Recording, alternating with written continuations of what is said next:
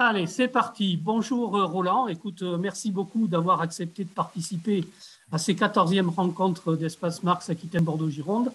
Et donc, je te passe tout de suite la parole pour ne pas retarder, je dirais, totalement le déroulement de notre rencontre. On essaiera de raccourcir un petit peu, mais ton intervention, tu peux la faire jusqu'au bout, il n'y a pas de souci. Très bien. Alors, le titre de mon intervention est légèrement différent, je l'avais annoncé hier. Oui, oui, Le oui. titre, finalement, c'est Du leurre de l'égalité des chances à la blague de la théorie du ruissellement. Oui. Alors, la majorité des discours inégalitaristes actuels s'apparentent au courant d'idées qui domine aujourd'hui la scène politique et médiatique, le néolibéralisme. Il n'est pas inégalitaire par principe, puisqu'il se soucie de l'établissement de l'égalité formelle entre les hommes, de l'égalité des citoyens face à la loi et de l'égalité juridique des propriétaires privés face au marché, seules égalités qui comptent à ses yeux. En faisant appel à la notion d'égalité des chances, il s'agit de laisser croire que notre société offre, ou qu'elle pourrait du moins offrir, une égale possibilité à tous les individus, quelle que soit leur position sociale de départ, d'accéder aux meilleures places dans la hiérarchie sociale. De même, la dite théorie du ruissellement vise à justifier une inégalité économique ou sociale parce qu'elle serait censée profiter à ceux-là même qui la subissent. Les éventuelles inégalités de situation sociale, de revenus, de fortune, de pouvoir sont soit considérées comme inessentielles ou négligeables, ou bien comme le prix à payer pour la garantie de l'efficacité économique et de la liberté politique, ce qui revient à fuger la revendication d'égalité stigme existe. Le discours inédit se sert de trois arguments. Je vais commencer par cela. Selon le premier argument, l'égalité réelle serait synonyme d'uniformité. Elle coulerait tous les individus dans le même moule. Elle les stéréotyperait. L'inégalité est alors défendue au nom du droit à la différence. Cet argument repose en fait sur une double confusion, spontanée ou intéressée, entre égalité et identité d'une part, entre inégalité et différence de l'autre. Car pas plus que l'égalité n'implique l'identité ou l'uniformité, l'inégalité ne garantit la différence. Ainsi, les inégalités de revenus génèrent des strates ou des couches sociales au sein desquelles les individus sont prisonniers d'un mode de vie, d'un style de vie qu'ils sont plus ou moins tenus de suivre, tandis que les inégalités de pouvoir créent des hiérarchies bureaucratiques de places et de fonctions qui, du haut en bas, exigent de chaque individu qu'il normalise ses comportements, ses attitudes, ses pensées, s'il veut espérer gravir les échelons. Le second argument est que l'égalité réelle serait synonyme d'inefficacité. En garantissant à chacun une égale situation sociale, une égale capacité d'accès aux ressources sociales, elle démotiverait les individus. Elle ruinerait les bases de la concurrence, qui constituerait le facteur premier de tout progrès. L'égalité serait ainsi nécessairement contre-productive, stérilisante, tant pour l'individu que pour la communauté. Cet argument présuppose la guerre de tous contre tous que constitue la concurrence marchande, en présentant cette dernière comme un modèle indépassable d'efficacité économique. Or, d'une part, cette efficacité n'a pas pour seule condition la concurrence sur le marché. La forte croissance économique d'après-guerre a ainsi reposé sur la réglementation et la limitation de la concurrence, ainsi que la prise en compte d'impératifs sociaux de réduction des inégalités, précisément. Le tout dans le but de garantir une certaine solidarité sociale. D'autre part, et surtout, la prétendue efficacité concurrentielle a son prix, de plus en plus lourd. Le gaspillage, non seulement des ressources naturelles, mais aussi des ressources sociales. Les inégalités issues du marché entraînent en effet un incroyable gâchis.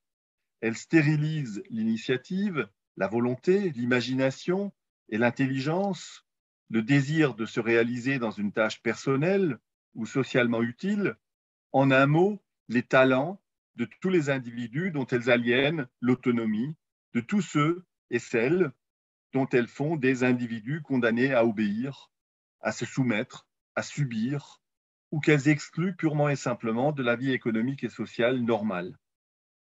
Le discours néolibéral se replie en dernier lieu sur son argument majeur. L'égalité réelle serait synonyme d'aliénation de la liberté.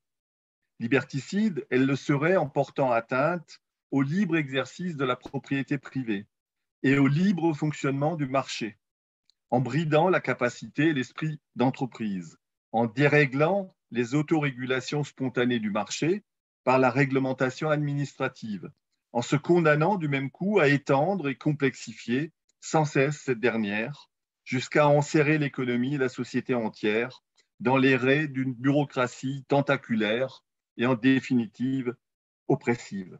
En somme, entre liberté politique et égalité sociale, il y aurait incompatibilité, voire antagonisme.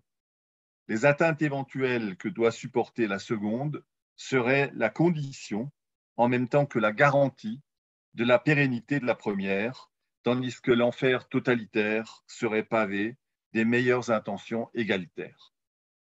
Reprenant en partie les deux précédents, ce dernier argument ne vaut pas mieux qu'eux, tout en redoublant le cynisme, qui ne voit que, en fait, c'est l'inégalité qui opprime ceux qui la subissent. Quelle est la liberté du chômeur de longue durée, de l'ouvrier à la chaîne, du smicard, du pauvre, de l'illettré, de celui qui meurt à 30 ou 40 ans d'un accident du travail ou dont la vie est abrégée par l'usure au travail ou la maladie professionnelle? La seule liberté que garantisse l'inégalité sociale, c'est celle d'exploiter et de dominer. C'est la faculté pour une minorité de s'arroger des privilèges matériels, institutionnels et symboliques au détriment de la majorité. N'est-ce pas au contraire l'égalité des conditions sociales qui garantit la liberté individuelle et collective en mettant chacun à l'abri des tentatives d'abus possibles de sa liberté par autrui? Alors la fragilité de cette première ligne de défense argumentative du discours néolibéral tient évidemment dans son mode de justification de l'écart entre égalité formelle et inégalité réelle, en tentant d'expliquer que les secondes sont en quelque sorte le prix inévitable à payer pour garantir la première.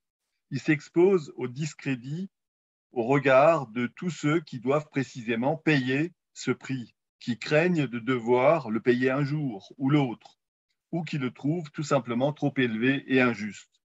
C'est la raison pour laquelle le discours libéral, néolibéral, propose une seconde ligne de défense, plus subtile, et cela depuis au moins 3 décennies, faisant appel à la notion d'égalité des chances.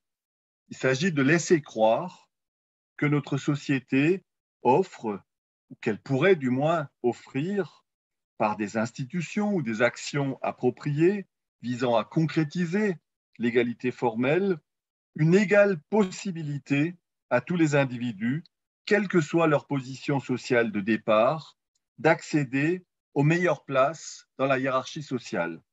Si bien que le résultat de la concurrence interindividuelle ne serait dû en définitive qu'au talent et aux efforts inégaux des individus ou éventuellement aux circonstances, plus ou moins heureuses ou malheureuses, idée à l'expression et de leurs efforts.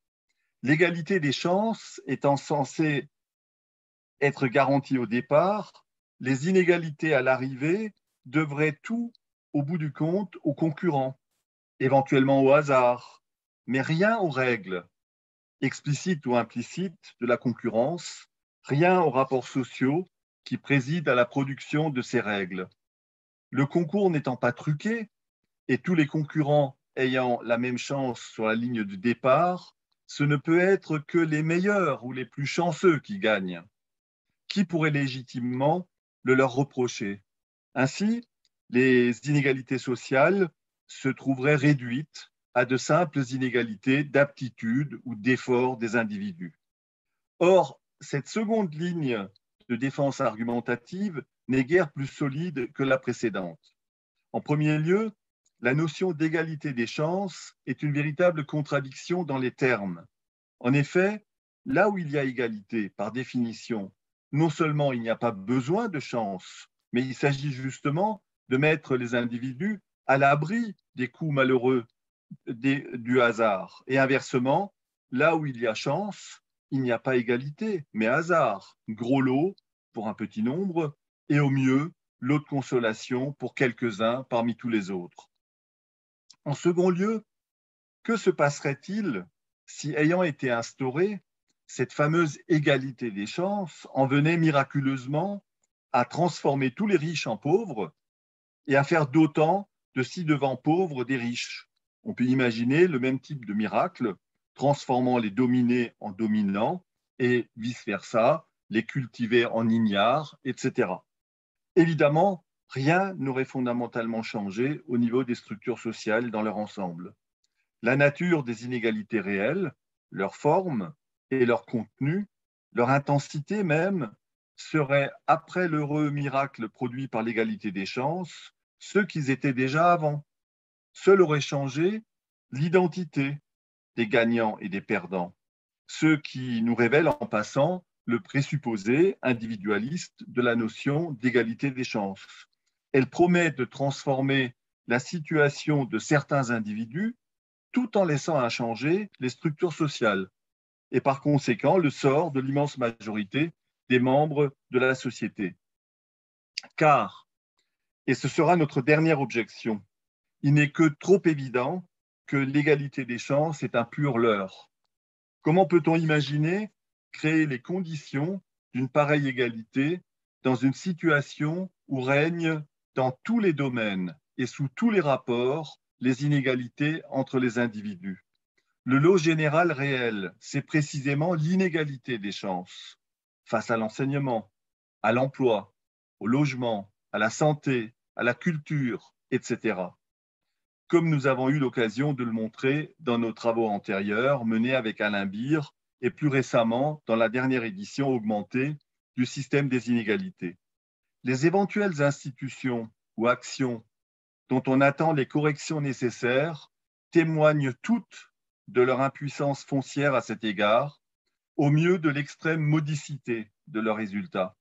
Pour ne prendre qu'un exemple, des décennies de soi-disant démocratisation de l'enseignement n'ont en rien réduit les inégalités scolaires entre enfants de catégories populaires, ouvriers, employés, agriculteurs, artisans, petits commerçants, et enfants des catégories dites favorisées, cadres, professions libérales, chefs d'entreprise. Elles se sont contentées d'en déplacer le niveau et d'en renouveler les formes. Bien plus, l'accès aux diplômes les plus prestigieux, socialement, ceux des écoles d'ingénieurs, des écoles supérieures de commerce, pour ne pas parler des dites grandes écoles, est devenu plus élitiste encore qu'il ne l'était au départ. Alors, au cours des années 80, un troisième type de discours inégalitariste a fait son apparition en France, dans le débat académique, s'inspirant notamment de la théorie de la justice élaborée par le philosophe états-unien John Rawls.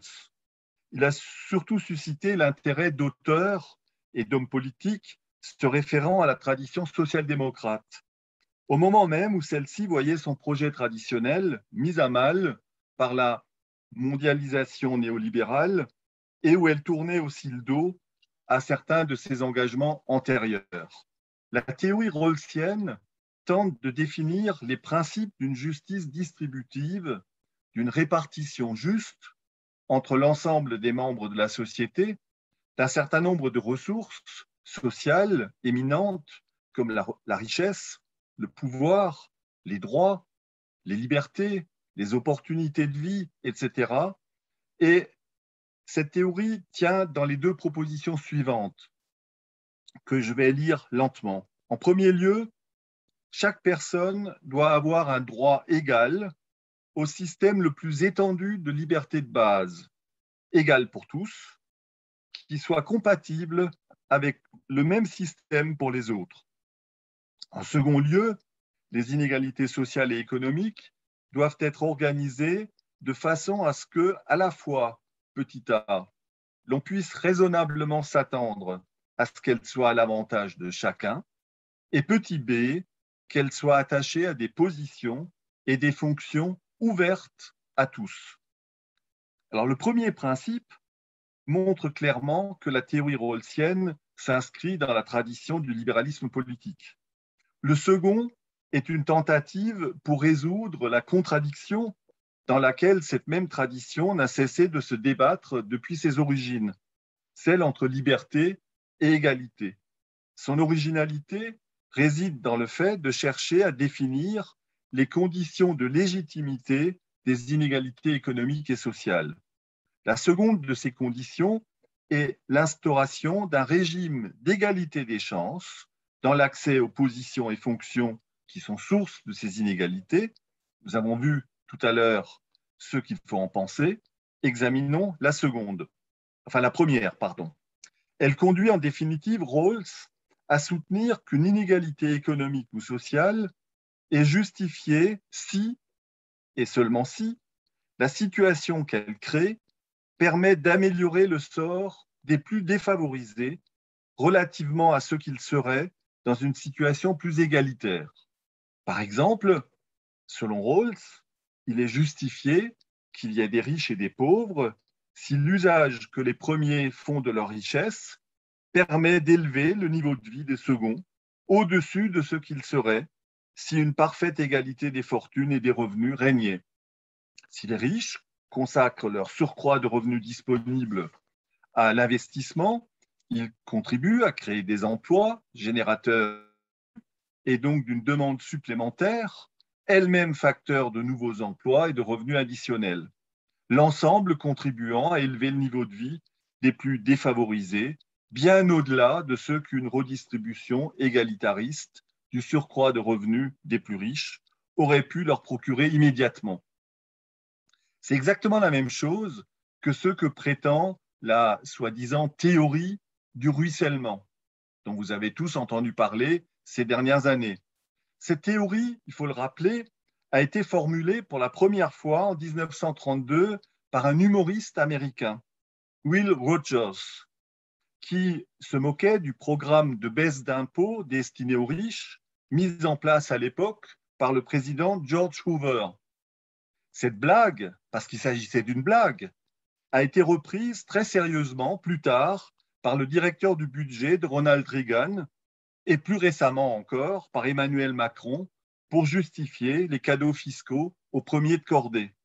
Autrement dit, une inégalité économique ou sociale serait justifiée dès lors qu'elle profiterait à ceux-là même qui la subissent, si bien que le sort des moins bien lotis pourrait être meilleur dans une société inégalitaire que dans une société égalitaire. Que peut-on en dire? Remarquons pour commencer que l'argumentation rawlsienne est dans son fond très ancienne.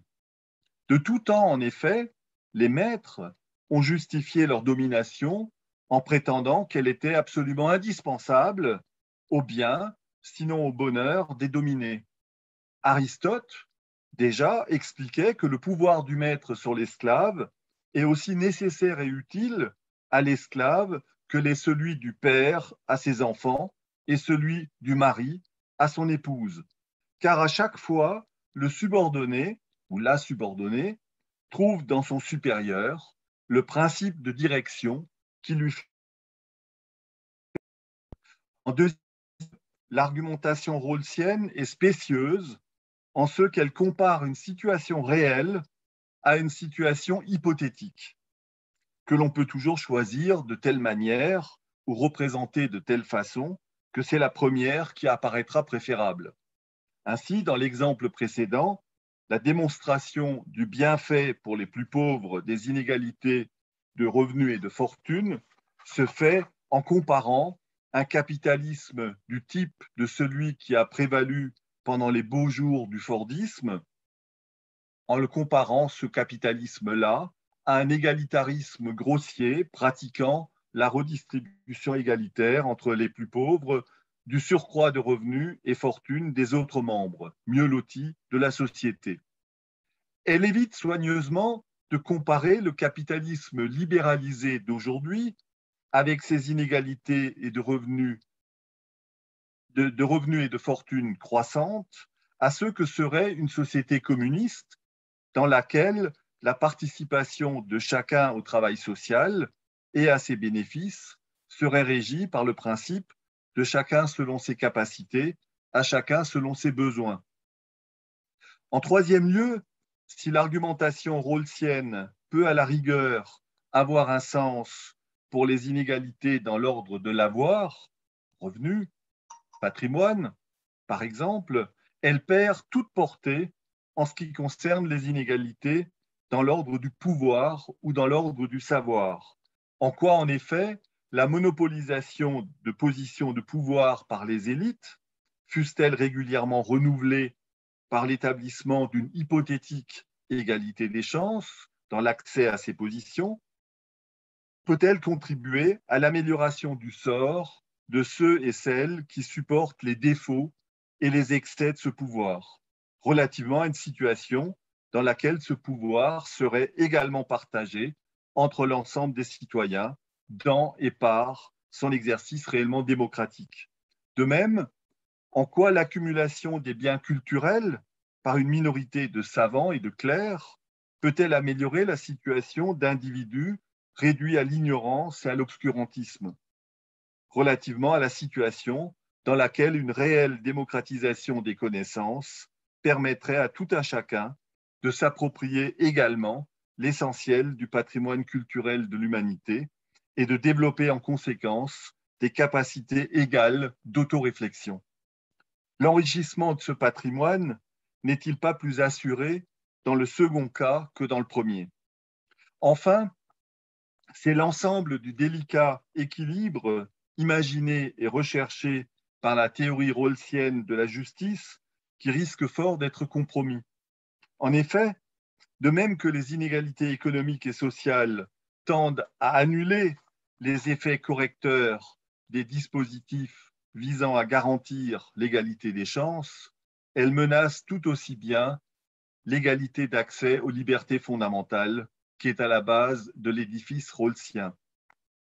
Car quel peut être le contenu effectif de la liberté de réunion, de la liberté d'association, formellement garantie, par exemple, à des sans-logis?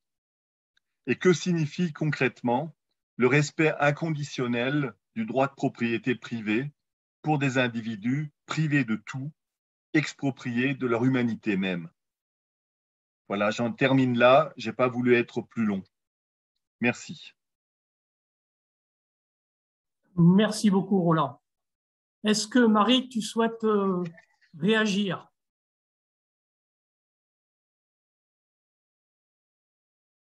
Je branchais mon micro, pardon.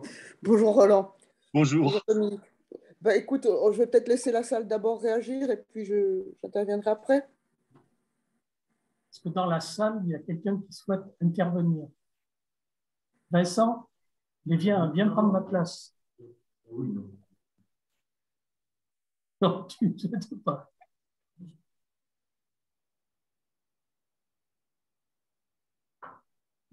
Viens là.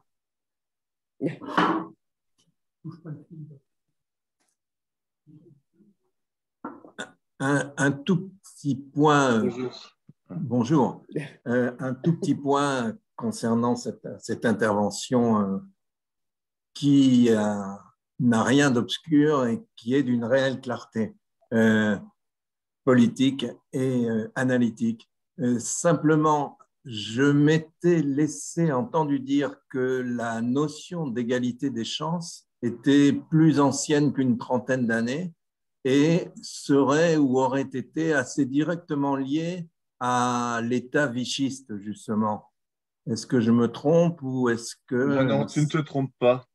Dans un article qu'on avait publié, Alain Bir et moi-même, dans Le Monde diplomatique, on rappelait notamment l'usage que faisait le maréchal Pétain de la même catégorie d'égalité des chances.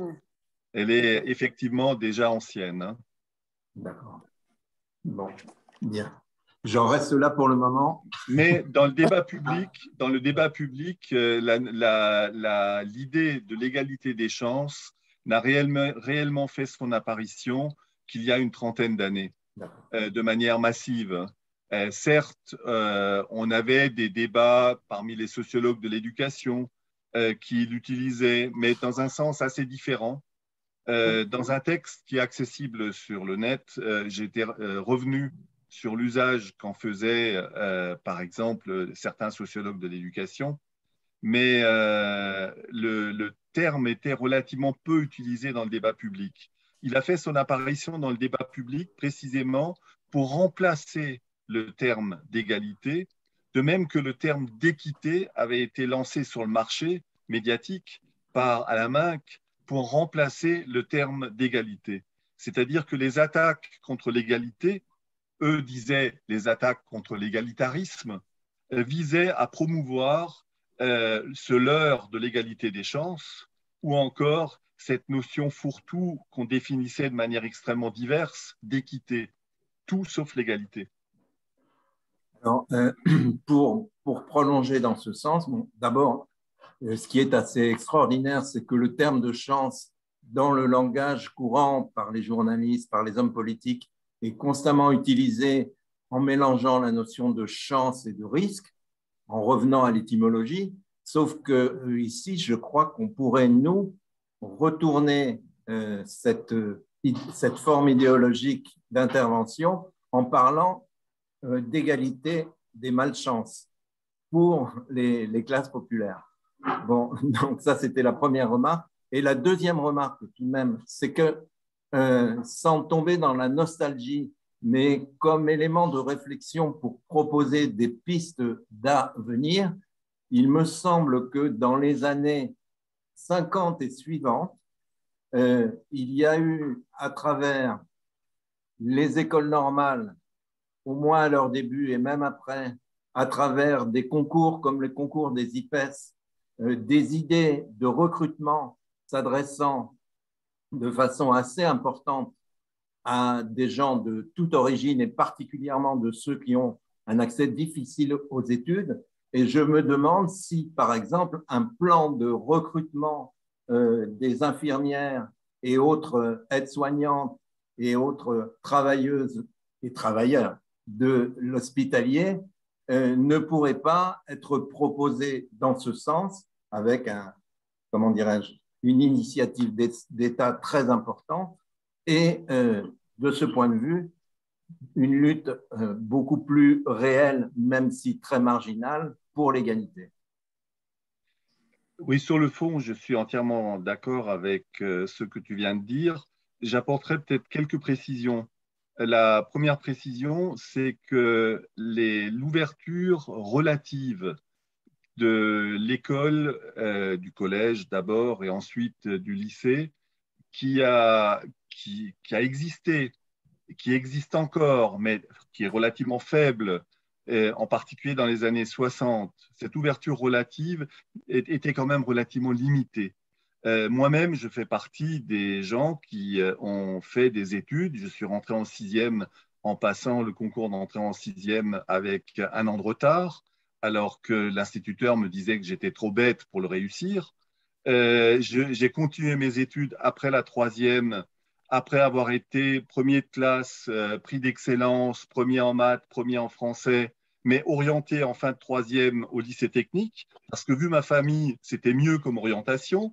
Et il se trouve que quand j'étais en seconde, entrée à l'école normale d'institut que j'ai réussi, qui m'a permis de revenir dans l'enseignement général. Donc, je fais partie de cette toute petite minorité, parce qu'il n'y en a pas beaucoup, il ne faut pas se leurrer là-dessus, qui ont pu faire des études parce qu'il y avait des bifurcations heureuses d'une certaine manière, mais ces bifurcations heureuses n'ont concerné que très peu de monde. Et par la suite, au lieu de faire un STIT, j'ai continué mes études, j'ai passé le CAPES, j'étais prof dans le secondaire, et encore une fois, nouvelle bifurcation heureuse, je suis passé à l'université après avoir passé l'agrégation, mais ce sont des cas très rares. Je voudrais insister là-dessus. Ce n'est pas un mérite particulier, simplement ce sont des voies qui sont relativement peu fréquentes. Mais bien entendu, je suis pour les pré-recrutements parce que ça permet à des gens d'envisager des études alors que sinon ils ne les envisageraient pas. C'est tout à fait important. Je suis vraiment pour les pré-recrutements avec des salaires ou des pré-salaires pendant la durée des études, etc. Beaucoup de jeunes de milieux populaires ont pu faire des études de cette manière-là, mais il n'en reste pas moins qu'ils étaient très minoritaires. Lynn, à toi, tu ouvres ton micro. Hop. Bonjour. Oui, vous m'avez devancé en faisant le lien avec l'équité, parce qu'effectivement, pour m'être activé une quarantaine d'années dans le champ des politiques d'action sociale et médico-sociale, c'est vrai qu'on a très bien vu s'installer cette notion d'équité en lieu et place de celle d'égalité, puis plus récemment celle d'égalité des chances.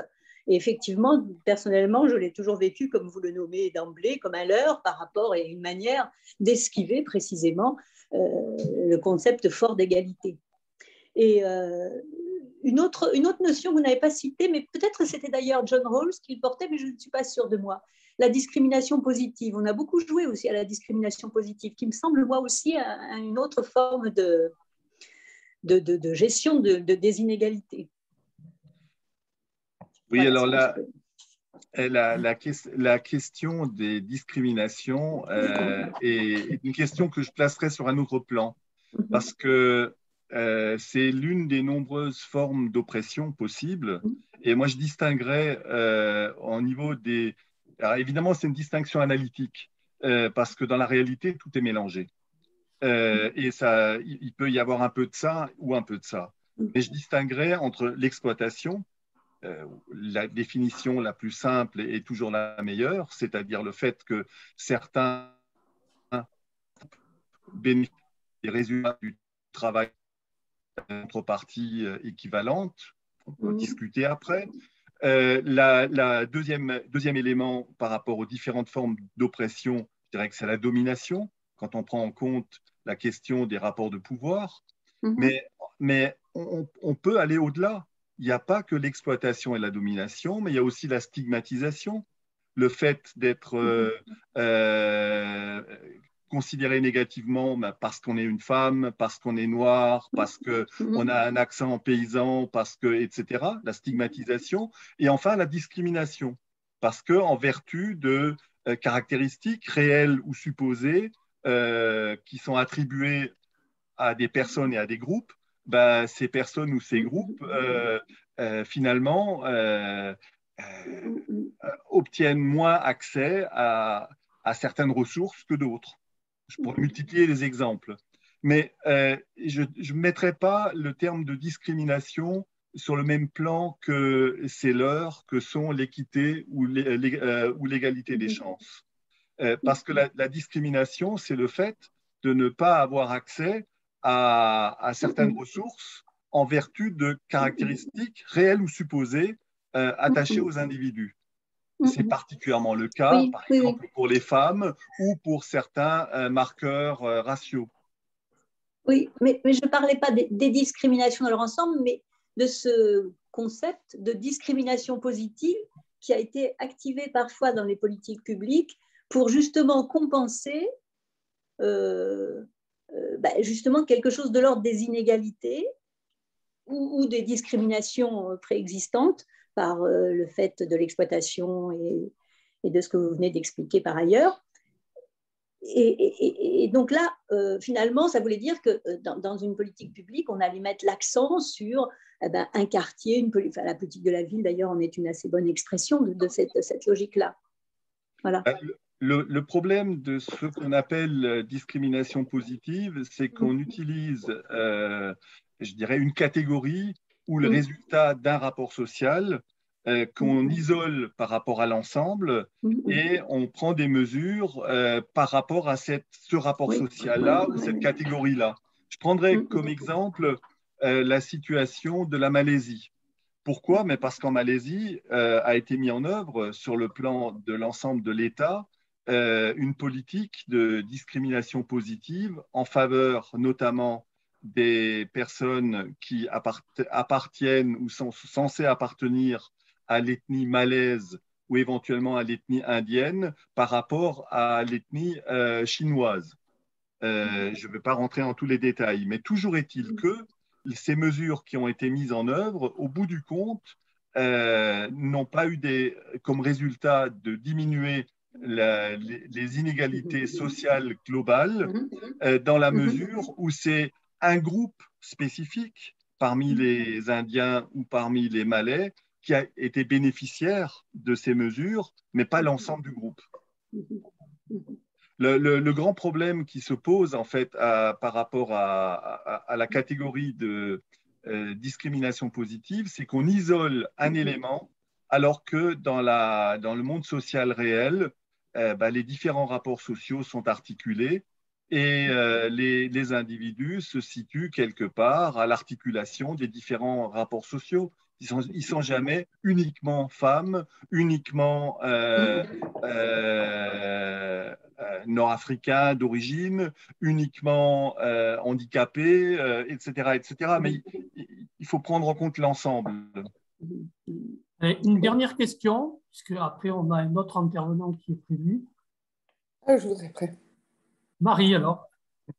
Oui, d'accord. Bon, non, c'était seulement pour signaler que je suis très contente d'entendre enfin une critique sur cette notion de ruissellement. Alors là, je vais dans l'autre côté de la proposition de Roland, c'est-à-dire que j'ai toujours été très étonnée de voir qu'il y avait très peu de critiques à ce terme qu'a employé Macron, qui est de la théorie du ruissellement. Enfin, il me semble qu'en économie, c'est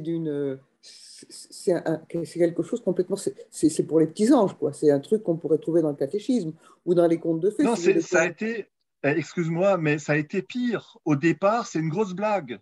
C'est une grosse blague d'un humoriste qui s'est foutu de la gueule d'une mesure favorable aux riches, de diminution d'impôts dans les années 30.